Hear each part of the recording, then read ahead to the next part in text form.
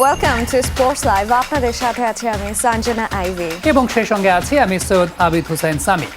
Sub ফুটবলের 13তম আসর জয় দিয়ে শুরু করেছে বাংলাদেশ। আজ উদ্বোধনী ম্যাচে শ্রীলঙ্কাকে 1-0 গোলে হারিয়েছে অস্কার ব্রুজনের দল। ম্যাচের 57 মিনিটে পেনাল্টি থেকে গোল করে দলকে লিড এনে দেন তপু বর্মন। টুর্নামেন্টে বাংলাদেশের পরবর্তী ম্যাচ 4 অক্টোবর ভারতের সাথে।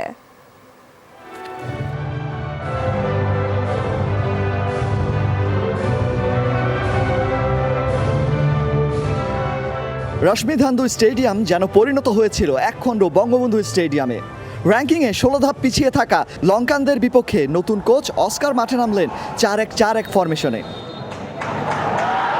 বল দখলে রেখে প্রথমার্ধটা লাল সবুজদের কেটেছে প্রতিপক্ষের রক্ষণে শুধু আক্রমণের চেষ্টা করেই। ম্যাচের 10 মিনিটে বক্সে তপুর শট প্রতিপক্ষের গায়ে লাগলে হ্যান্ডবলের আবেদন। অবশ্য তাতে সাড়া দেননি রেফারি। মাঝের কয়েক দফায় গোলের চেষ্টা করেও সফল হয়নি জামালের দল। তবে দুর্বল প্রতিপক্ষের বিপক্ষে বলের দখলটা ভালোই রেখেছিল ব্রুজন শিষ্যরা। প্রথমার্ধের অতিরিক্ত সময়ে আসে সুবর্ণ সুযোগ। ইয়াসিনের ক্রস থেকে তপুর হেড লঙ্কান গোলরক্ষক হাত ছুঁয়ে দিলে গোল শূন্যতে শেষ হয় প্রথমার্ধ। দ্বিতীয়ার্ধে জুয়েলকে বসিয়ে সাদকে মাঠে নামান ব্রুজন। আক্রমণে বাড়ে ধার। ম্যাচের 57 মিনিটে জ্যাকসন নিজেদের বক্সে বল হাতে লাগালে পেনাল্টি পায় বাংলাদেশ। একই সাথে তার দ্বিতীয় হলুদ কার্ডে 10 জনের দলে পরিণত হয় শ্রীলঙ্কা।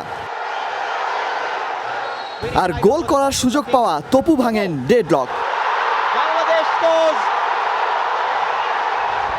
এরপর কয়েক দফায় সাদুদ্দিনের ক্রস প্রতিপক্ষের রক্ষণে আটকে গেলে সাফল্য পাওয়া হয়নি। ব্যবধান বাড়াতে মরিয়া কোচ এবার ম্যাচের 25 মিনিট বাকি থাকতে আনেন 2 পরিবর্তন। শেষ 10 মিনিটে মতিন রাকিবরা একাধিকবার সুযোগ পেয়েও বাড়াতে পারেননি গোলের সংখ্যা। শেষ পর্যন্ত বালের প্রবাসী বাঙালিদের ইচ্ছাই কিন্তু পূরণ হলো। প্রথম ম্যাচে 1-0 গোলের জয় পেয়ে এবারের সাফ মিশন শুরু করলো জামাল ভুঁইয়ারা। আনন্দ উচ্ছ্বাসে ভাসছে গোটার মালদ্বীপ এবং একই সাথে জাতীয় দলও বেশ উজ্জীবিত। অলক হাসান, যমুনা স্পোর্টস, মালে, মালদ্বীপ। অলোকের এক্সাইটমেন্টটা দেখে মনে হচ্ছিল যখন তিনি শেষে কথা বলছিলেন যে অলোক পাল্লা নিজে মাঠে নেমেছেন। এনিওয়ে সেই ব্যাপারে অলোকের কাছে আমরা জিজ্ঞেস করবো যখন তিনি আমাদের সঙ্গে যুক্ত হবেন। তবে তার আগে আমাদের আজকের দিনের এক্সপার্ট গেস্ট যিনি তার সঙ্গে যুক্ত হতে চাই জনাব সাইফুল বারী টিটু, জাতীয় ফুটবল কোচ আমাদের সঙ্গে এই মুহূর্তে যুক্ত হচ্ছেন। টিটু ভাই, আশা করছি আপনি শুনতে পাচ্ছেন আমাদেরকে। শুনতে পাচ্ছি। টিটু ভাই, অস্কার ব্রুজন একদম অ্যানাউন্স করেছিলেন যে তিনি আসলে ডিফেন্সিভ ফুটবল খেলতে চান না, অ্যাটাকিং ফুটবল খেলতে চান, 4-3-3-এ খেলবেন। সেটাও আগে থেকে অনেকাংশে অ্যানাউন্সমেন্ট দেওয়া ছিল। বাট মাঠে কতটুকু অ্যাগ্রেসিভ বা কতটুকু অ্যাটাকিং দেখা গেছে বাংলাদেশকে, আপনার অ্যাসেসমেন্ট জানতে চাই। মেইন হচ্ছে যে ডিফেন্সিভ অ্যাটাকিং দুটোই থাকে একটা ম্যাচে খেলতে গেলে। বাংলাদেশের অ্যাগ্রেসিভনেসটা কিন্তু শ্রীলঙ্কার কারণেই অনেক ভালো ছিল আনটিল দ্য ফাইনাল থার্ড। মানে ডিফেন্সিভ বিল্ড আপ থেকে শুরু করে আপনার ওই ফাইনাল থার্ড পর্যন্ত কিন্তু বাংলাদেশের আধিপত্য খুবই ভালো ছিল। বলবো যে রোটেটিং দ্য পজিশন। মোট কথা হচ্ছে অস্কার টিম নামিয়েছে কিন্তু most of the players are very comfortable with the ball. এবং কোয়ালিটির দিক দিয়ে আমি বলবো শ্রীলঙ্কার চেয়ে অনেক এগিয়ে ছিল বাংলাদেশের ইন্ডিভিজুয়াল প্রত্যেকটা প্লেয়ারকে যদি আমরা ধরি। তো সেই হিসাবে কিন্তু আসল কাজটা হচ্ছিল না, সেটা হচ্ছে যে পেনিট্রেশন। শ্রীলঙ্কা 5 ব্যাক এবং 5-4-1 টাইপের ডিফেন্ডিং করছিল। তো ওই জিনিসটার জন্য আমাদের ওই পেনিট্রেশনটা আসছিল না, যেটার জন্য দরকার ছিল আসলে more overlapping from the wing backs. সেটা ফার্স্ট হাফে ওইভাবে দেখা যায়নি। শুধু উইঙ্গারদের দিয়ে চেষ্টা করেছে, যেটা রাকিব একটা সুন্দর ঢুকে গিয়ে কাটব্যাক করেছিল, জুয়েল রানা শর্ট প্রতিহত করে। তো ওই হিসাবে আমি বলবো যে আধিপত্য খুব ভালো ছিল অস্কার টিমের, এবং সেটা মানে এই ম্যাচের তো ফেভারিট বাংলাদেশই ছিল। সেই হিসাবে কিন্তু গোল স্কোরিং অপরচুনিটিটা হয়তো আমরা ফার্স্ট হাফে ওইভাবে পারিনি। আমি বলবো যে আসলে ম্যাচের খুব বড় একটা টার্নিং পয়েন্ট ছিল এই ম্যাচটার। সেটা ছিল ওই যে পেনাল্টি এবং রেড কার্ড একই সময় দুটা ঘটনা ঘটে যাওয়া। তো এটা একটা হিউজ অ্যাডভান্টেজ বাংলাদেশের জন্য আসলে হয়ে দাঁড়ায়, যেটার কারণে এক গোলে লিড নেয় এবং 10 জনের টিমের সাথে খেলতে পারে। তো ওই জায়গাটাতে আমার মনে হয় একটু কাজ করার দরকার ছিল, যেটা হচ্ছে যে 10 জনের ঠিক পাওয়ার পরও যে আরো কিছু চান্সেস ক্রিয়েট করা এবং সেকেন্ড গোলটা আসা, বরং তখন শ্রীলঙ্কা বেশ মরিয়া হয়ে সেকেন্ড হাফে কিন্তু ওরা কিছু ট্যাকটিক্যাল চেঞ্জ আনে, যার জন্য মোর অ্যাটাকিং খেলার চেষ্টা করে, এবং 10 জন হয়ে যাওয়ার পর ওরা খুব চেষ্টাটা বেশি করছিল। তো আমি বলবো সব মিলিয়ে আসলে মানে যেটা দরকার ছিল 3 পয়েন্ট ফিরে এসছে, কনফিডেন্স ছিল ভালো করার, বাট এই ম্যাচ থেকে অনেক কিছু নিয়ে যেতে হবে পরের ম্যাচে, অনেক লার্নিং সেখান থেকে নিতে হবে, যে কোন জায়গাগুলি আমাদের ভালো কাজ করেনি ওটা নিয়ে কাজ করতে হবে। তারেক কাজীর সেন্টার ব্যাকে খেলাটা একটু সারপ্রাইজিং ছিল কিনা, আসলে কি ট্যাকটিক্স বা কি স্ট্র্যাটেজি থেকে তাকে আজকে সেন্টার ব্যাকে খেলানো, আপনার কাছে কি মনে হয়?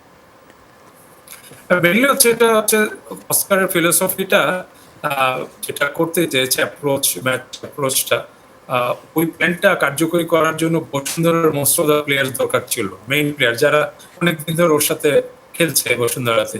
তো ওইটাই হয়তো দেওয়া ওখানে, এবং ফিজিক্যাল অ্যাডভান্টেজের কারণে হয়তো দিয়েছি, কারণ রাফি একটু খড়বখায় প্লেয়ার, একটু থিন প্লেয়ার, তো সেই হিসাবে হয়তো একটু মোর ফিজিক্যাল অ্যাপ্রোচটা এখানে দরকার ছিল। এবং যেটা শ্রীলঙ্কা করেছে, শ্রীলঙ্কার আসলে একদমই অ্যাম্বিশন ছিল না, তারা শুধু নিচের থেকে ওই ডিফেন্ডিং করা এবং ওখান থেকে লং পাস খেলা। এই জন্য বাংলাদেশের জন্য আরো সুবিধা হয়, তেমন কোনো পরীক্ষা কিন্তু তারেক কাজী কিংবা তপুকে দিতে হয়নি। টিটু ভাই, বাংলাদেশ আজকে যে ব্র্যান্ডে খেলেছে সেক্ষেত্রে নেক্সট যে ম্যাচটা আছে মালদ্বীপ এবং ভারতের সাথে দুটো ম্যাচ আছে, তো এই দুটো ম্যাচে কেমন চ্যালেঞ্জিং হবে বাংলাদেশের জন্য, আপনার কি মনে হয়? প্রতিটা ম্যাচই চ্যালেঞ্জিং, আমি বলবো যে এই ম্যাচটাও চ্যালেঞ্জিং ছিল, আর ডিফারেন্ট অপোনেন্টস, এবং আজকে যেভাবে খেলেছি আমরা সেই একই অ্যাপ্রোচ ইন্ডিয়ার সাথে থাকবে কিনা, নিঃসন্দেহে থাকবে না। ইন্ডিয়া মোর বলবো যে কম্পোস্ট টিম দেন শ্রীলঙ্কা, অনেক কম্পোস্ট টিম, মোর বলতে ভুল হবে। তো ওই হিসাবে আসলে ইন্ডিয়ান ম্যাচ, ফার্স্ট ম্যাচ দেখার পর আমাদের প্ল্যান করতে হবে, আসলে অস্কার নিশ্চয়ই প্ল্যান করবে যে ওই ম্যাচে আমরা কি টিম নামাবো, কিভাবে খেলবো। আজকে যেমন একটা সারপ্রাইজিং এটা প্রথম দেখা গিয়েছে, যেটা কখনো দেখা যায়নি, সেটা হচ্ছে যে ইনভার্টেড ফুল ব্যাকস। যখন বিল্ড আপ করছিল বাংলাদেশ, তখন বিশ্বনাথ এবং ইয়াসিন আরাফাত ওরা ভিতরে টাকিং করছিল, মিডফিল্ডে ওভারলোড করছিল, এবং উইংয়ে যাতে সহজে খেলা যায় ওটা করা যাচ্ছিল, বাট ওইটা আসলে শ্রীলঙ্কা ডিপ ডিফেন্ডিং করাতে ওইটা আমাদের খুব একটা কাজে আসেনি। বাট এখন দেখা যাক যে ইন্ডিয়ার সাথে আসলে প্ল্যানটা কি হবে, এবং এক একটা টিমের সাথে কিন্তু এক একভাবেই প্ল্যান করতে হবে, এবং সেই প্ল্যানটা আসলে সবচেয়ে বড় কথা হচ্ছে জেমি ডে, অ্যান্ড্রু ওয়ার্ড কিংবা অস্কার ব্রুজন, সব মিলে আসলে টোটাল জিনিসটা নির্ভর করে হচ্ছে প্লেয়ারদের উপরে।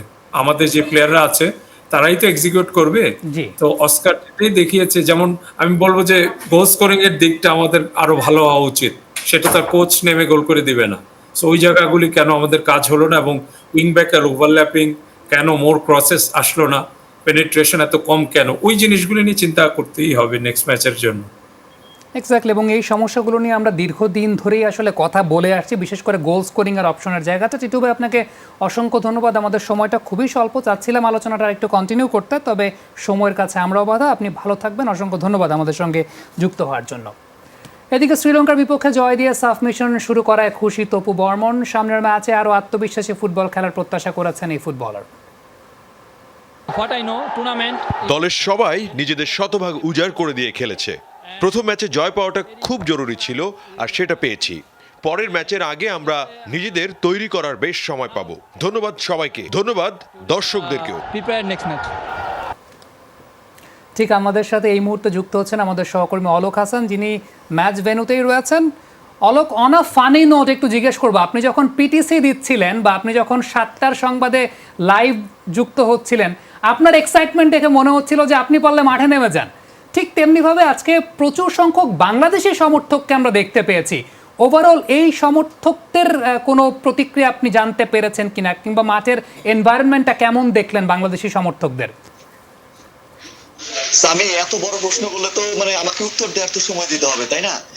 প্রথম থেকে সেটা মনে নাই কি বলছেন আপনি, কিন্তু আমি এখন যেটুকু বলবো সেটা হচ্ছে যে এখানে দর্শকদের যে কথাটা বললেন আপনি, এক দর্শক এসেছে বাংলাদেশি প্রবাসী, সে এখানে থাকে, সে হচ্ছে একটা আইল্যান্ডে জব করে, চাকরি করে সেখানে, সেখান থেকে সে $70 খরচ করে এই মালেতে এসেছে। $70 সে খরচ করে স্পিড বোটে করে মালয়েতে এসেছে যে এখানে এই ম্যাচ দেখবে, কিন্তু এসে দেখে যে আসলে তার কপাল খারাপ, সে আসলে ঢুকতে পারছে না। এরকম কিন্তু অনেকেই ছিল, সীমিত সংখ্যক, অনেক গ্যালারি খালি ছিল, কারণ হচ্ছে এক টিকিট দিয়ে হচ্ছে দুটি ম্যাচ দেখা যাবে। একটু পরেই হচ্ছে আরেকটি ম্যাচ শুরু হবে, তো সেই ম্যাচ নেপালের ম্যাচ শুরু হবে একটু পরে। তো সেই ম্যাচের জন্য মালদ্বীপেরও খেলা রয়েছে, সেই ম্যাচের জন্য মালদ্বীপের যারা রয়েছেন তারা কিন্তু টিকিট অলরেডি অর্ধেক নিয়ে নিয়েছেন। তো বাকি অর্ধেক ছিল বাংলাদেশের জন্য, তারা এসেছেন, খেলা দেখেছেন। তো বাকি যারা ছিলেন বাইরে, কিন্তু মানে বৃষ্টি না হলে হয়তো আমি বাইরে যেতে পারতাম। ম্যাচের আগে তাদের প্রতিক্রিয়া কিন্তু জেনেছি যে ম্যাচের আগে তারা কি বলছেন, জয়ের জন্য এসেছেন, কিন্তু বৃষ্টি হওয়ার কারণে আমার আসলে এই এত ডিভাইস নিয়ে বাইরে যাওয়া সম্ভব হয়নি যে তাদেরকে, কিন্তু তারা কিন্তু, আমরা এখান থেকে দেখছিলাম তারা কিন্তু বৃষ্টিতে ভিজেই কিন্তু দল যাচ্ছে, সেই দলের সাথে কিন্তু তারা উদযাপন করছেন, বিজয় উদযাপন করছেন, গাড়িতে তারা হাত নাড়ছেন, এবং খেলোয়াড়রাও কিন্তু বেশ খুশি। মানে এরকম এখানে এসে এটা আসলে ভাবা যায় না, খেলোয়াড়রাও কিন্তু বেশ আনন্দিত যে এরকম তপু যেমনটা বলছিলেন কিছুক্ষণ আগে যে এখানকার দর্শকদের ধন্যবাদ যে এইভাবে সাপোর্ট করার জন্য। আরেকটা জিনিস হচ্ছে অস্কারের সাথে যমুনা টিভির আলাদাভাবে কথা হয়েছে, সেই ইন্টারভিউ আমরা পরবর্তীতে আপনাদেরকে জানিয়ে দিচ্ছি। সেখানে কিন্তু অস্কার কিন্তু জানিয়েছেন যে এই ম্যাচে গোল পেয়েছেন একটি, জয় পেয়েছেন, তার স্বস্তির জয়, কিন্তু একটি গোলে তিনি সন্তুষ্ট হতে পারেননি। গোল আরো পাওয়ার দরকার ছিল, ফিনিশিংটা আরো বেশি দরকার ছিল। এই নিয়ে আরো প্র্যাকটিসে কাজ করবেন, আগামীকাল প্র্যাকটিস রয়েছে, তারপরের দিন প্র্যাকটিস রয়েছে, এবং তারপরের দিন কিন্তু ভারতের সাথে ম্যাচ। এবং একই সাথে অস্কার আরেকটি জিনিস উল্লেখ করেছেন যে ভারতের সাথে এই ম্যাচটিও কিন্তু তাদের জন্য খুবই গুরুত্বপূর্ণ, কারণ কোনোভাবেই কিন্তু কোনো ম্যাচই, যেমনটা টিটু ভাই কিছু আগে বলছিল, প্রতিটি ম্যাচই গুরুত্বপূর্ণ, কোনো ম্যাচই কিন্তু প্রতিপক্ষকে ছাড় দেওয়া যাবে না। তেমনটাই তপু বর্মনও জানিয়েছেন যে যে কোনো ম্যাচ থেকেই হলো, ভারতের ম্যাচ থেকে হলো একটি পয়েন্ট হলো তারা ধরে রাখতে চাইবেন, কারণ বিশ্বকাপ বাছাই পর্বের সেম দলটি তারা এসেছেন বলছে তপু বর্মন। তো দেখা যাক যে বাংলাদেশের সাথে তারা কিভাবে নামে। আমি আর কোনো প্রশ্ন থাকলে আপনি বলতে পারেন। অলোক, আপনাকে অসংখ্য ধন্যবাদ। আমার 2 প্রশ্নের উত্তর আপনি 1 প্রশ্নেই দিয়ে দিয়েছেন, সুতরাং আমার আর কোনো প্রশ্ন এই মুহূর্তে নেই। আপনার জন্য অবশ্যই শুভকামনা থাকবে, পরবর্তী সময় আপনার সঙ্গে আরো অনেক কথা হবে। এবার আমরা ফুটবল থেকে ক্রিকেটের দিকে মনোনিবেশ করতে চাই। But Alok Hasan, he is very much energetic, চমৎকারভাবে এই ম্যাচটা কভার করেছেন, এবং যে লাইভগুলো তিনি দিচ্ছিলেন বিভিন্ন সংবাদ বুলেটিনে অত্যন্ত প্রাণবন্তভাবে তিনি কথা বলেছেন, সেটাই আমরা কথা বলছিলাম। এনিওয়েজ, আমরা এবারে ফুটবল থেকে ক্রিকেটের আপডেটে যেতে চাই।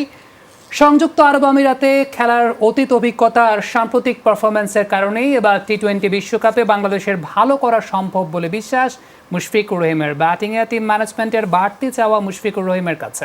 তাই দলের প্রয়োজনে টি-20 গ্লাভস তুলে রেখেছেন তিনি। মুশি দ্য ডিপেন্ডেবল গেমিং অ্যাপের উদ্বোধনী অনুষ্ঠানে এসব জানান সাবেক এই অধিনায়ক।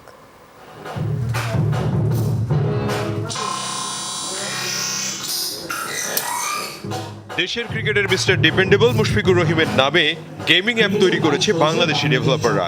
সেই গেমসের উদ্বোধন খেললেন মুশফিকুর রহিম। মাটির টার্ফ থেকে ভার্চুয়াল জগতে নিজের ব্যাটিংয়ের অভিজ্ঞতা মুশফিকের মুখেই। যখন আমার নামে উনি বললো যে হ্যাঁ এরকম একটা গেমস ওপেনিং হবে বা এরকম করার ইচ্ছা আছে, তো আই ওয়াজ রিয়েলি এক্সাইটেড। আমাদের নিজের দেশের মানুষরা যেটা ক্রিয়েট করেছেন, এটা it's a huge positive for any other আমি মনে করি সেক্টর ইন বাংলাদেশ। বিশ্বকাপে দেশসেরা ওপেনার তামিম ইকবাল না থাকায় সাকিব রিয়াদদের সাথে ব্যাট হাতে বাড়তি দায়িত্ব মুশফিকের কাঁধে। নিউজিল্যান্ডের বিপক্ষে 5 ম্যাচে মুশির ব্যাট থেকে আসে 39 রান। ওই সিরিজেই তুলে রাখেন গ্লাভস জোড়া। এ দলের হয়ে 2টি 50 করেই ওমানে যাবেন মিস্টার ডিপেন্ডেবল। মুশি নিজেই জানালেন কেন তুলে রেখেছেন গ্লাভস। যে কোনো একটা জিনিস যখন পিছু থেকে দেখবেন, it's really makes you clear, but টিমের থিঙ্কিং যদি বলে যে অন্যরকম থাকে, যেটা কিনা অ্যাজ এ প্লেয়ার হিসেবে অবশ্যই আমাকে অ্যাডাপ্ট করতে হবে। বিগে ব্যাটিং যদি তারা এখন আমার কাছ থেকে অনেক বেশি এক্সপেক্ট করেন, ইনশাল্লাহ আমি চেষ্টা করবো যে সেটাই দিক থেকে যেন ফোকাস করে আমার টিমকে যতটুকু আমি কন্ট্রিবিউট করতে পারি। এখানে একটা পার্সনের চাইতে এটা একটা টিম বড়। এবারের বিশ্বকাপে ভালো করার সুযোগ দেখছেন মুশফিক। ওমানে খেলার অভিজ্ঞতা না থাকলেও দুবাইয়ে এশিয়া কাপের ফাইনাল খেলেছে বাংলাদেশ। সেই অভিজ্ঞতাকে পুঁজি করে ভালো কিছু করার প্রত্যাশা সাবেক এই অধিনায়কের। লাস্ট 3-4টা ম্যাচ যেভাবে বাংলাদেশ টিম ক্রিকেট খেলেছে, স্পেশালি টি-20 ফরম্যাটে, এই কনফিডেন্সটা অবশ্যই যে কোনো একটা বড় টুর্নামেন্টের আগে দরকার, যেটা কিনা হেল্প করবে। আর এজ এ টিম হিসেবে আমরা যেভাবে লাস্ট 3 মান্থস পারফর্ম করেছি, এটা যদি বজায় থাকে ইনশাল্লাহ ডেফিনেটলি আমরাও এই ওয়ার্ল্ড কাপে অনেক দূর পর্যন্ত যেতে পারবো ইনশাল্লাহ। আমরা জানি যে ওখানে কন্ডিশনটা কীরকম, তো হোপফুলি আমরা যত তাড়াতাড়ি এটা কোপ আপ করতে পারবো এবং আমরা প্রিপারেশনটা যত ভালো নিতে পারি, সো দ্যাট আমরা যেন ফার্স্ট রাউন্ডে ইনশাল্লাহ তাড়াতাড়ি ভালো মতো কোয়ালিফাই, গ্রুপ চ্যাম্পিয়ন হয়ে সেকেন্ড রাউন্ডে কোয়ালিফাই করতে পারি। সেই পথে মুশফিকুর রহিম সহ তৈরি হচ্ছে পুরো দল। নিজের স্ট্রাইক রেট বাড়াতে কাজ করেছেন মুশফিক। বিকেএসপিতে ছুটে গিয়েছিলেন কোচ নাজমুল আবিদিন ফাহিমের কাছে। এসবই আত্মবিশ্বাসী করছে টাইগারদের। সালাউদ্দিন সুমন, যমুনা স্পোর্টস, ঢাকা। সবশেষ 3 টি-20 সিরিজ জয়ের আত্মবিশ্বাস কাজে লাগিয়ে বিশ্বকাপে ভালো করতে চায় বাংলাদেশের ক্রিকেটাররা। 2018 এশিয়া কাপে আরব আমিরাতে ভালো খেলার সুখস্মৃতিটা অনুপ্রাণিত করবে টাইগারদের। এমনটাই বলেছেন সৌম্য সাইফুদ্দিনরা। তবে সবার আগে কন্ডিশনের সাথে দ্রুত মানিয়ে নেবার চ্যালেঞ্জ থাকছে রাসেল ডমিঙ্গো শিষ্যদের।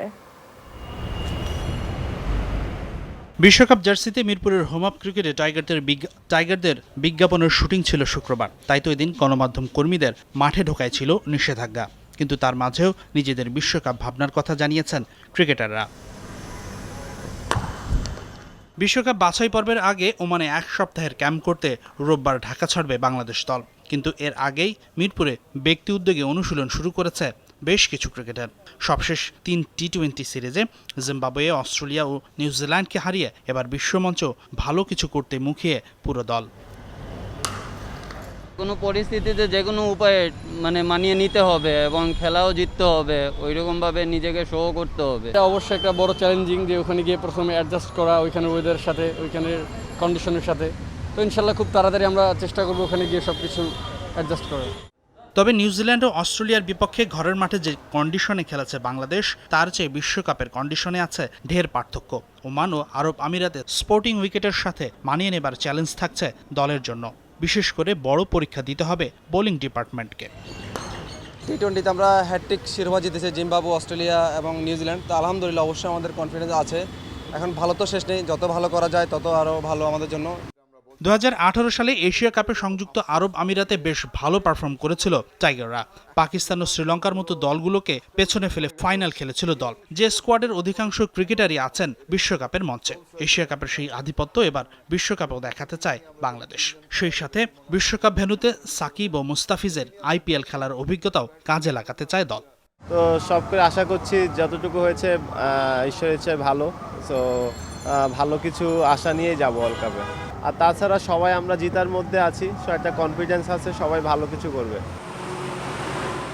17 অক্টোবর শুরু হচ্ছে টি-20 বিশ্বকাপের বাছাই পর্ব, যেখানে প্রথম দিনেই বাংলাদেশ মুখোমুখি হবে স্কটল্যান্ডের। হাসিনুর রহমান, যমুনা স্পোর্টস, ঢাকা। বার্সেলোনার গলার কাটা কোচ রোনাল্ড কোম্যান ছাঁটাই হতে পারেন যে কোনো মুহূর্তেই। সেটি হতে পারে শনিবার অ্যাটলেটিকো মাদ্রিদের বিপক্ষে ম্যাচের আগেই। এদিকে তার বিকল্প হিসেবে এরই মধ্যে প্রস্তাব দেয়া হয়েছে আর্জেন্টাইন কোচ মার্সেলো গ্যালার্দোকে। তিনি সময় চেয়েছেন আগামী ডিসেম্বর পর্যন্ত। এছাড়া তালিকায় আছেন মার্টিনেজ, পিরলো, ক্লপ সহ জাভি হার্নান্দেজের নাম। লা লিগা কিংবা চ্যাম্পিয়ন্স লিগ, কোথাও নেই সুখবর। একের পর এক বাজে হারে চ্যাম্পিয়ন্স লিগের গ্রুপ পর্ব থেকে বিদায় নেয়ার উপক্রম। লা লিগায়ও মেলেনি স্বস্তি। সব মিলিয়ে বার্সেলোনার গলার কাটা এখন কোচ রোনাল্ড কোম্যান। ঘুরে ফিরে প্রশ্ন এখন একটাই, কবে ছাঁটাই হচ্ছেন তিনি?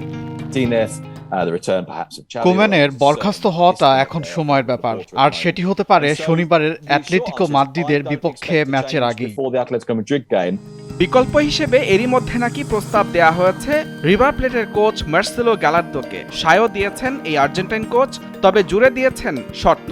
রিভার প্লেটের সঙ্গে তার চুক্তি শেষ হবে আগামী ডিসেম্বরে। তার আগে বার্সেলোনায় আসতে নারাজ গ্যালার্দো, কিন্তু ততদিন কি অপেক্ষা করবে কাতালান শিবির? এর আগে ভালভার্দেকে ছাঁটাই করার পর প্রস্তাব দেওয়া হয়েছিল গ্যালার্দোকে। সেবারও বার্সেলোনার প্রস্তাব প্রত্যাখ্যান করেছিলেন এই আর্জেন্টাইন। সম্ভাব্য কোচের তালিকায় আছে ক্লাবের সাবেক ফুটবলার জাভি হার্নান্দেজের নাম। বর্তমানে কাতারি ক্লাব আল সাদের দায়িত্বে আছেন তিনি। বার্সেলোনা প্রস্তাব দিলে যে কোনো মুহূর্তে যোগ দিতে চান ডাগ আউটে। তবে তাকে কোচ না হওয়ার পরামর্শ বার্সেলোনার সাবেক ফুটবলার লুইস সুয়ারেজের। বেলজিয়ামের কোচ রবার্তো মার্টিনেজেও চোখ ক্লাব সভাপতি হুয়ান লাপোর্তের। তবে এ নিয়ে আনুষ্ঠানিক প্রস্তাব দেওয়া হয়নি মার্টিনেজকে। কোচ হওয়ার দৌড়ে আছেন সাবেক ইভেন্টাস কোচ আন্দ্রে পিরলো। কোম্যানের বিকল্প হিসেবে আলোচনায় আছেন লিভারপুল বস ইয়র্গেন ক্লপ। ভঙ্গুর অবস্থা থেকে ঘুরে দাঁড়াতে সফল এই কোচে আস্থা রাখতে চায় বার্সেলোনা। তবে এটি শুধুই একপাক্ষিক পরিকল্পনা। এ নিয়ে আনুষ্ঠানিক বক্তব্য এখনো জানা যায়নি। মুজরাবিন তারেক, যমুনা স্পোর্টস। টাকা থাকা সত্ত্বেও বিলাসবহুল দুটি গাড়িতে তেল নিতে পারছেন না ম্যানচেস্টার ইউনাইটেডের ফুটবলার ক্রিশ্চিয়ানো রোনালদো। 7 ঘন্টা পেট্রোল পাম্পে অপেক্ষা করেও তেল মেলেনি CR7-এর গাড়ি চালকদের। সম্প্রতি ব্রিটেনে জ্বালানি সংকট দেখা দেয়ায় কেউই 30 পাউন্ডের বেশি তেল পাচ্ছেন না। রোনালদোর জন্য একই নিয়ম প্রযোজ্য। বৃষ্টিতে তার গাড়ি চালকরা তেলের জন্য অপেক্ষা করার পর অবশেষে হতাশ হয়ে ফিরে যান। করোনায় জৈব সুরক্ষা বলয়ের ধকল সইতে না পেরে চলতি IPL থেকে নিজেকে সরিয়ে নিয়েছেন ইউনিভার্স বস ক্যারিবিয়ান তারকা ক্রিস্টোফার হেনরি গেল। বুধবার এক বিবৃতিতে বিষয়টি নিশ্চিত করেছে তার দল পাঞ্জাব কিংস। জাতীয় দল এবং ফ্র্যাঞ্চাইজি ক্রিকেট খেলতে গত কয়েক মাস ধরে প্রায় টানা জৈব সুরক্ষা বলয়ের মাঝে আছেন ক্রিস গেইল। IPL শেষ হলেই শুরু হবে T20 বিশ্বকাপ, সেখানে অংশ নিতে আবারও জৈব সুরক্ষা বলয়ে ঢুকতে হবে তাকে। তাই বায়ু বাবলের ধকল থেকে নিজেকে সরিয়ে রাখতেই এমন সিদ্ধান্ত ক্রিস গেইলের। এই ছিল আজকে স্পোর্টস লাইভে। এতক্ষণ সাথে থাকার জন্য সবাইকে ধন্যবাদ। আল্লাহ হাফেজ।